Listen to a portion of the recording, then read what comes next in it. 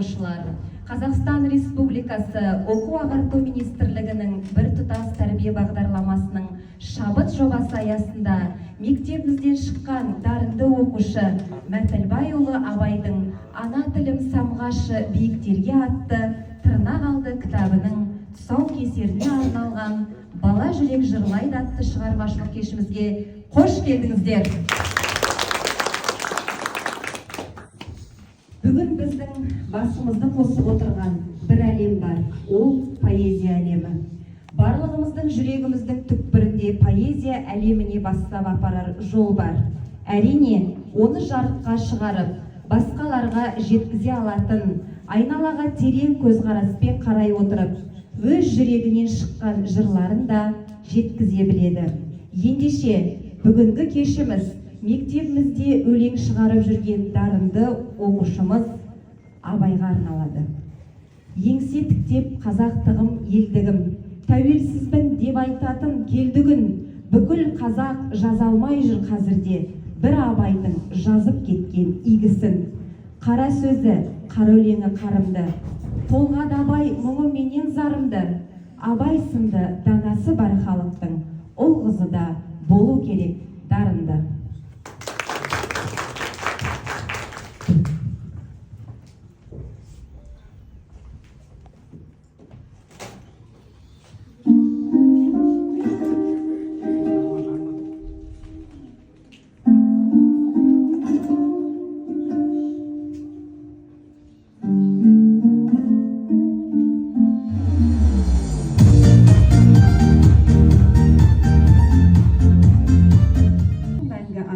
Болыңдар қазағымның тең төрінде. Ақындық өнер бір жылдық өнер емес, ол ғасырды ғасырға жалғайтын ұлтымыздың құнды мұрасы. Ақын өткенді еске ала отырып, болашақты болжайтын, сауатты, жаны нәзік, талғамы биік, көрген нәрселерден әсер алғышы. Біздің мектебімізде де ақындық өнерді жанына серік етіп, поэзияны сүйіп оқитын, өз ойын өлеңдерімен өрнектеп жүрген жас таланттар аз емес. Олай болса, осындай талантты жас қаламгеріміз Мәтілбай ұлы Абайды қошеметтеп ортаға шақырайық.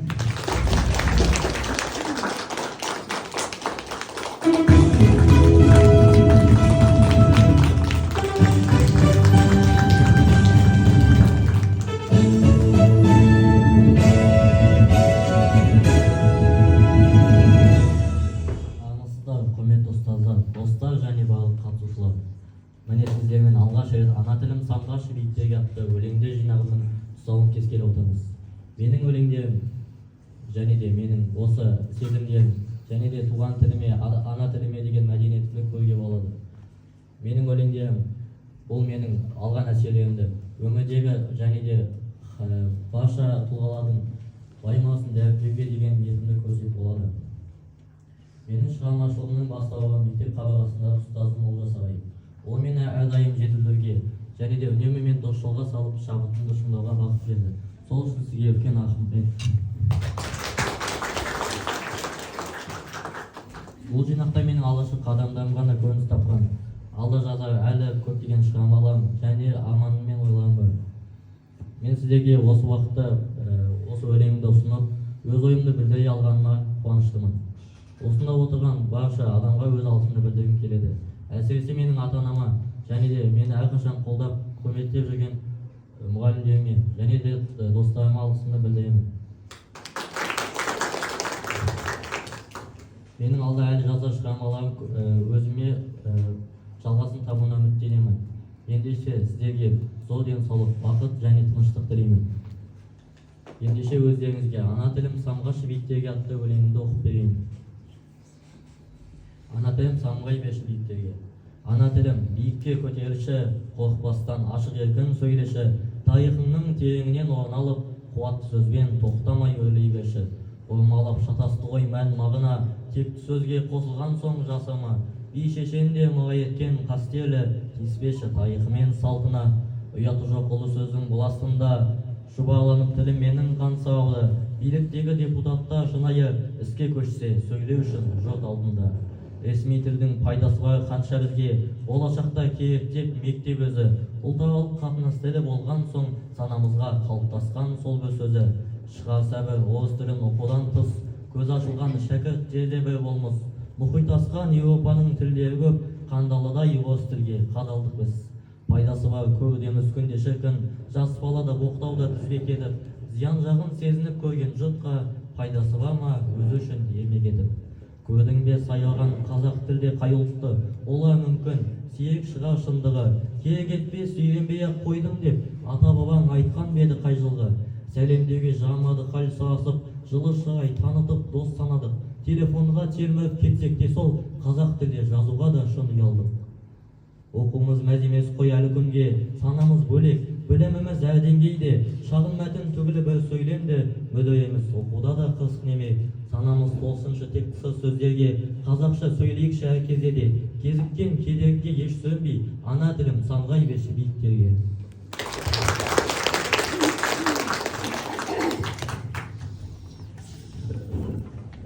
Мұхтар Шаханов, бала жүрегі кішкентай күй сандық, сол сандықтың кілтін тапсаң ғана ашылады. Мұғалімнің қолында әркез сол кілт жүру керек деген екен. Олай болса, келесі кезекте сол күй сандықтың кілтін ашып, шабытын шыңдап, өлеңдер жинағының шығуына аянбай тер төккен ұстазы Олжас Ескендірұлын ортаға шақырамыз.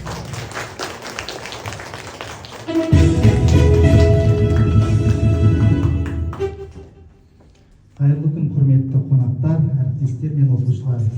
Ел есінде бір жыл қалғын келсе ас бер, 10 жыл қалғын келсе ағаш отырғыз, ал мәңгі қалғын келсе бала тәрбиеле дейді халықтан алған.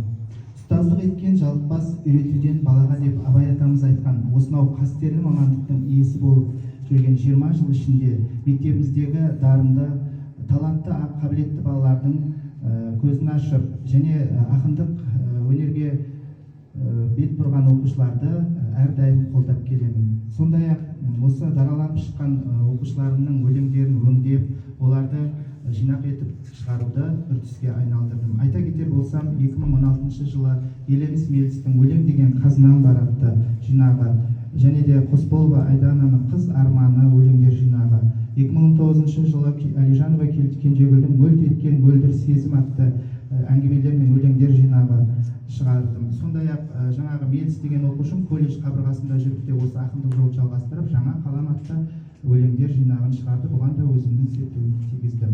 Ал бүгінгі 4-ші кітабым Ана тілім самғашы биіктерге атты Абайдың бұл жерде жүрек жарды өлеңдері орын алған.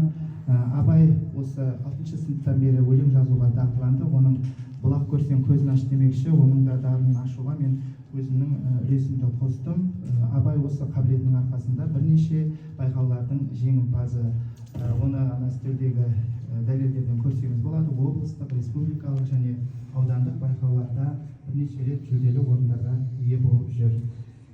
Және сөзімнің осы жерде мен осы кітаптардың шығуына Тараз халықаралық инновациялық университетінің аға оқытушысы, филология ғылымдарының кандидаты, Қазақстан жазушылар одағының мүшесі Меңдібай Әбілов мырзаға үлкен алғысымды білдіремін. Себебі бұл кітаптардың бәрі сол университет қабырғасындағы типография және сол ғалымның пікірімен қолдауымен шыққан болатын.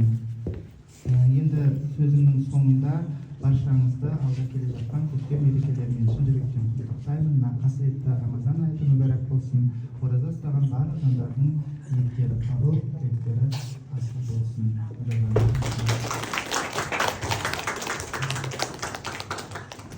Дарынды жас ақынымызға жылы лебізін білдіру үшін мектебіміздің директоры Мамырбаева Толғанай Дүйсенқұлқызына сөз кезегін береміз.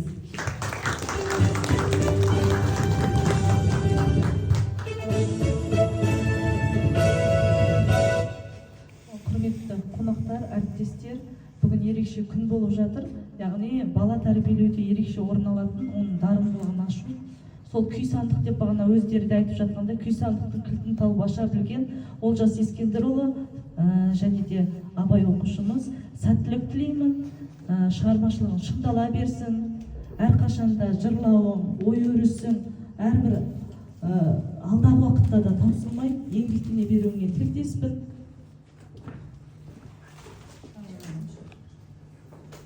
бұл біздің де бүгінгі семинарымыздың, яғни байқауға қатысып жатқан тақырыбымызға да сай болғаннан кейін, осы көшбасшы деп бағана Олжас Ескендірұлы өзі де айтып жатыр, біз куәгерміз, бір емес бірнеше оқушының кітабын шығарып, сол үдеріске, үрдіске айналдырып отыр. Сізге де алғысымыз шексіз екеулеріңізге де енді аса құрметпен білесіздер, ақын болсын, ол жас болсын, құрмет көрсеткен халық болды. Сол үрдіспен құрмет көрсетуге рұқсат етіңіздер. Алғыс хат. Құрметті Олжас Ескендірұлы, сізді шын жүректен ұлағатты ұстаз, көшбасшы, әр ұрпақ тәрбиесіне өлшеусіз үлес қосып жүрген жан ретінде құрметтейміз. Сіздің білім мен тәрбие жолындағы еңбегіңіз саналы да парасатты ұрпақ қалыптастыруға қосқан баға жетпес үлес. Сізден тәлім алған әрбір шәкірттің жүрегінде біліміңіз бен мейіріміңіз мәңгі сақталады. Еңбегіңіздің жемісті, абыройыңыз асқақ, шәкірттеріңіз білімді, тәрбиелі болсын. Деніңізге саулық, отбасыңызға амандық, құрметіңізге табыс тілеймін.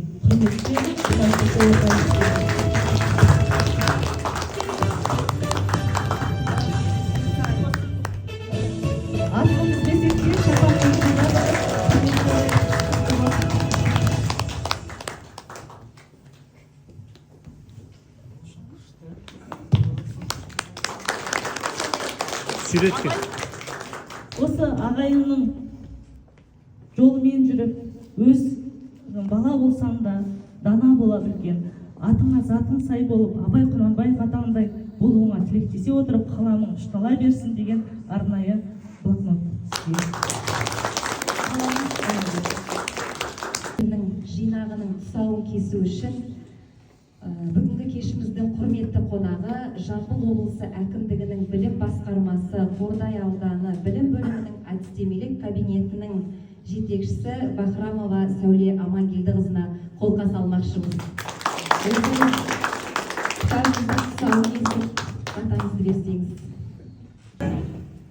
Құрметті әріптестер, құрметті ұжым, құрметті мектеп басшысы Толғанай Дүйсеқұлқызы, бүгін міне сіздердің мектептеріңізде үлкен аудандық іс-шараның, жоспарлы түрде іс-шараның келесі кезеңінде кездесіп отырмыз. Әрине бұл бүгінгі біздің іс-шарамыздың соңы мынандай керемет Абайдай баламыздың туындысымен жалғасып отыр. Қазақтың керемет жаңағы айтылымның мынандай өлең жолдары бар ғой. Қазақтың Пушкині жоқ, Гетесі жоқ, қазақтың дене бірақ ешкімі жоқ. Есесіне өзгенің Абайы жоқ, халқының мәңгі тұрар кескіні болып тұр. Сонда Абайдай дара болсын, дана болсын деп, Абайда дүниеге келгенде ата-анасы соны үлкен бір қошеметпен қойған шығар, көрдіңіздер ме? Қожеттігінде шегі жоқ қой, сондай Абай деген атына лайықты бүгін өзінің жаңағы тырнақалды туындысын шығарып отыр. Біздің бірнеше байқаулардың жеңімпазы мынарада тұр. Бірінші орын бас жүлде, бірінші орын мен қазір көрсетуді біздің бүкіл байқауға қатысады. Үшінші орын бас жүлде, облыстық үшінші орын, үшінші орын республикадан алған орындар, екінші орын республикадан, өте керемет республикадан бірінші дәрежелі орын. Бұны тектен-текке алып отқан жоқ қой, мен сіздерге әдейі көрсетіп отырмын, арнайы дипломмен марапатталған және бірінші дәрежелі дипломмен марапатталған. Керемет. Ертең байқауға қатысасыздар ма? Бізде байқау өте көп, білесіздер, әрбір байқаудың бірнеше кезеңнен тұрады, соның бір кезең міндетті түрде ол ақынның, жас ақынның шығармашылығы. Сол біздің бүкіл аудандық байқауымыздың көркі де, сәні де осы біздің Абай баламыз болып жүр. Осы бүгінгі сенің тырнақалды туындың тұсаукесерінің кесілу салтанатын, рәсімін маған табыстап отырғаның үшін мен алғысым шексіз. Рахмет. Ауданымыздың, біздің Қазақстанның атын асататын керемет дана тұлға болсын Абай біз, Музыка будет. Музыка мен бәрі сценарий бойынша.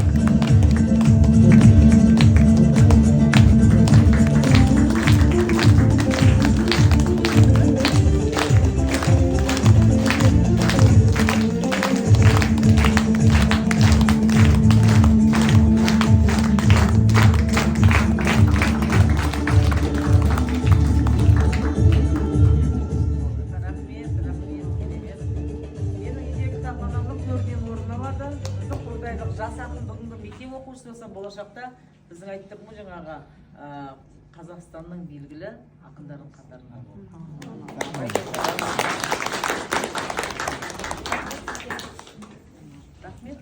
Бұл карталар құпия кітапқа бастайтын жол сияқты.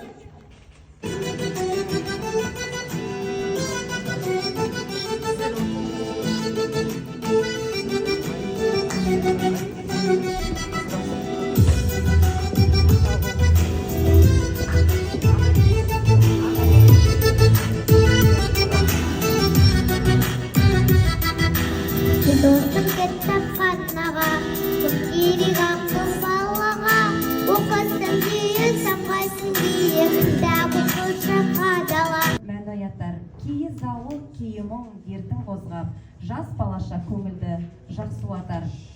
Деп қазақ халқының ұлы ақыны, ойшылы Абай атамыз айтқандай, өз ойын өрнектеп бере білген, мазмұнды да мағыналы өлеңдерін оқу үшін Абайдың сыныптастарын ортаға шақырамыз. Құрметті Абай, бүгінгі жаңадан жарық көріп жатқан кітабыңмен шын жүректен құттықтаймыз. Бұл еңбек Абайдың таланты және де қажымас еңбегінің жемісі. Автор үшін бұл жаңа кітап үлкен белес. Және де саған алдағы уақытта шығармашылық шабыт пен табыстар тілейміз. Қаламың ұштала берсін. Және де біз сені әрқашан қолдаймыз. Біз сенімен мақтанамыз. Ассалаумағалейкум, бүгінгі кешке жиналған құрметті қонақтар, ұстаздар және де оқушылар. Абай досым, бүгінгі алғаш рет тұсауы кесіліп жатқан кітабың құтты болсын. Саған шығармашылықта үлкен табыстар тілеймін. Әрқашанда жолың оңалып, жолың болсын. Шығармашылықта да, өнерде де өзіңнің үлкен армандаған жетістіктеріңе жете бер. Әрқашанда сенімен мақтанамыз.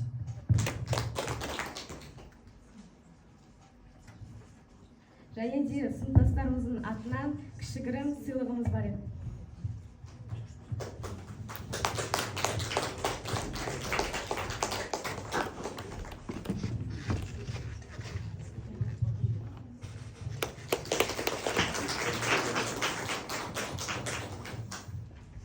Оян қазақ, оян қазақ, көзіңді аш, ұйықтамай, кетіп жатыр ар мен намыс саудағай. Ұйықтап міне қарайтын кезге жетіп, көзімізді сайтан арбап тастағандай. Халқыңа қара зардап шекті жасы да, азық түлік қымбаттапты тағы да. Жеткізді жетесіздік басып жаныма, көзіңді аш алмайтын шел басты ма? Бостандық деп азат емес құл секілді, бос саудамен бас сауғылап енді кетіп. Тәуелсіз деп өмір сүрген сатқындар да үйрене алмай әлі күнге тілін жетік. Оян қазақ, көзіңді аш, ұйықтамай, санасыздар әлемді жаулап алғандай. Білім емес ізденісі бұл жастардың, дүниенің пайдасыз заты ұрғандай. Оян қазақ, көзіңді аш, ұйықтамай, қара басты ойлағанды қойталай. Саудаға түсті бұл өмірде жаңадан адам емес надан болды ояллай. Білмейміз деп ұмтылуды алға қарай, ұмтылғанды көре алмай тағы да. Оян деп оята алмай бұл қазақты, қалды ятқа жазушыда ақындарда. Бір жақып Мағжан атам тағы басқа, сатқындықтан көз жұмып осы жаста. Салыстырып көрсе бір бұл жастарды, білімсіздік басым боп тұр осы шақта. Жаспыз деп күшке ғана сенгендерміз, өзімізден кішіге күші жеткендерміз. 30-да орда бұза алмай жүргеннен соң, 40-та да қамыл алмай кеткендерміз. Қырлы бала Түркістан, ежелден келе жатқан салты берек, амандасып кетер үшін жолдан өтіп. Керуен өтеді бұл қаладан, аңыз қала аталар Түркістан деп. Туристер ағылады бұл қалаға, саяхаттар әрбір тасын, әрбір тауын. Екінші Мекке атанған кейбір жандар зираттап дұға етер бабаларын. Сырлы қала дейді мұны кейбіреуі, таңғажайып дүниесі бар көптеген. Осы күнге құпияны қаланың әлі ешкім оны тауып көрмеген. Менің атым тәуелсіздік. Менің атым тәуелсіздік танып жүр, әрдайым сен соны есіңе салып тұр. Қанша адам піда еткен өз жанын, аямастан қан төгілді біліп жүр. Қазақ үшін 16 желтоқсан, Қаралыда әрітім ызғарлы күн. Жас қыршындар қиды жанын ел үшін, ұмытпаймыз біз оларды сол үшін. Тәуелсіздік бізге оңай келмеді, сонда да ел тәуекелге бел буды. Шүкір тәуба батылдықтың арқасы, сол бір қиын сәттер артта қалды енді. Ендеш қашан ешкім соғыс көрмесін, ана бала көзінің жасын төкпесін, барлығы да аман болсын әрқашан, тәуелсіздік мәңгі жасап гүлдесін. ел ертеңі жалынды жастар. Қыран құстай самғаған кең даламда, ел ертеңі жалынды мынау жастарда. Болашақтың туы көкке желбіреп, танылады өлкеміз бар ғаламға. Бабаларым сенім артқан жастарға, бейбіт елдің мақсатын айқындаған. Үміт отын жандырды қалауымен, айбатты жастарымыз жарқылдаған. Табу үшін тыңбай еңбек атқарды, ғылым менен білімнің төп қазығын. Сол талпынған ізденіске риза боп, қошеметпен баға берсін ұрпағың. Гүлдендіріп даланы батырларым, жайнаған тау мен гүлім құлпырып.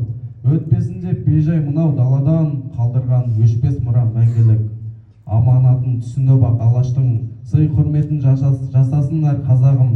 Қалдырған алтын бесік мекеніңді, көздің қарашығындай сен сақтадың.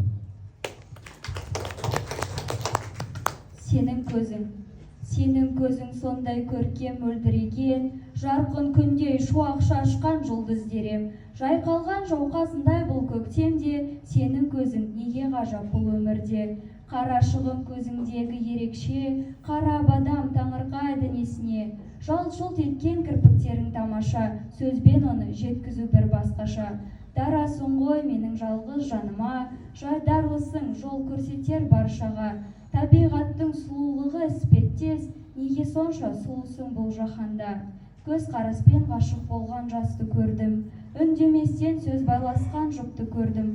Талай жыл бір-біріне ғашық болған, қосыла алмай алыстаған аққу көлдің. Сөзің менен көзіңде сырға толған, сырласуға сенімен тым қызығам. Қанық қара көздерің меңзегендей, қарау менен өтер көзім сыртыңнан. Алаш арыстаны көсемеді туылған тар заманда, қайсарлық пен ерлік оның бойында. Ұлан едім, елім деп еңіреген, сақтайды халқын ғұмыр бойы жадында. Ардақтап, жырға қосып шаршамаспын, арыстаны атанған барша алаштың, маңдай термен еңбек етіп халқына, құран құсы атанған кең даламның. Орны бөлек бостандықтың туында, қимас халқын қастандықтың орнында, жаным беріп соңғы демі шыққанша, айқасы тек бейбітшілік жолында. Қорғады ел мүддесін барын салып, қарсы шығып билікке қанша уақыт, айқылы мен серік болып қайратында, айбарлы алаш атын асқақтатып. Рысқұлов деп аталады мектебіміз, үлгі болар жас ұрпаққа әрісіңіз. Қазақ ұлты мақтан тұтар мәңгі бақи, ешқашан ұмытылмайды есіміңіз.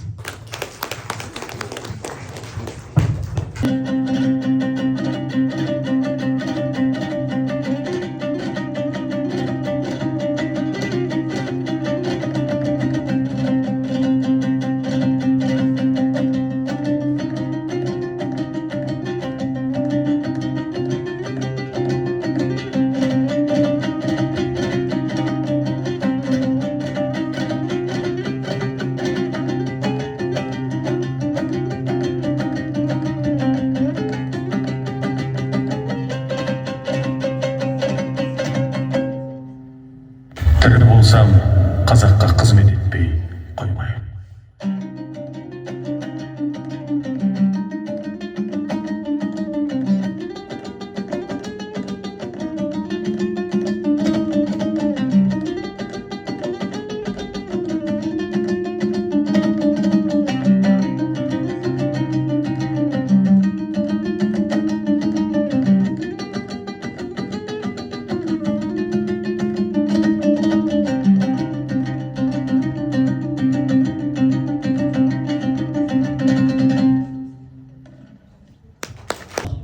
Қазағымның ақын ой ақиық толықтырған өлең жырмен тарихты. Ақындығы шексіз ғой шарықтаған, нәр бергендей қазақи жазықталам. Жауқазан жырларынан оның әрбір көңілге мен рухани азық алам. Тас жүректі балқытар жалынды ақын, пәк көңілді толқытар дарынды ақын. Сырлы өлеңі мұңайған жүректерге қуаныштың сыйлайды нұрын жақын. Жырлары мен сусында ұрпақтары жадымызда сақталып тұрмақ бәрі, жақсылыққа баршаны жетелейді өлеңнің әр буын тармақтары. Қазақ халқын өлең жырмен тербеткен, елі үшін еңбек етіп тер төккен, дәл осындай сыршыл ақын таппаспын, шыр айналып іздесем де жер көктен. Шерағамыз жырлаған елдің мұңын, шарықтап шабыттан ашашты нұрын, алғыс айтып ұрпақтары әрісіне халқының еленді зор құрметін. армандадың болашағын бейбіт елдің, жырға қосып шындықтың керегесін, қара халық шырқады ғой өзің жайлы, жазып кеткен хикаят пен әңгімесін. Ұмытпайды қазағым өзің жайлы, атағыңды асқақтатар айбарлы, қанша жылда мейлі ғасыр өтсе де, ескірмейді сіз басқан жол саралы.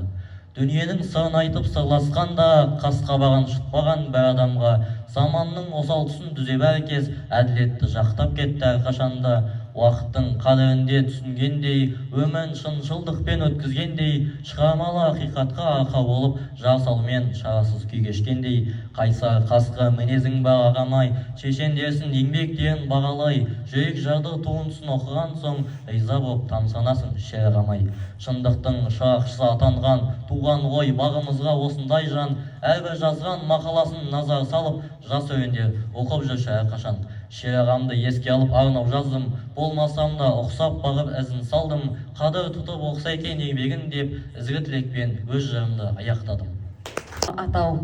Өйткені ақындық кәсіп емес, мансап емес, тіпті мамандық та емес. Ақындық табиғат сыйы, Құдайдың құдіреті.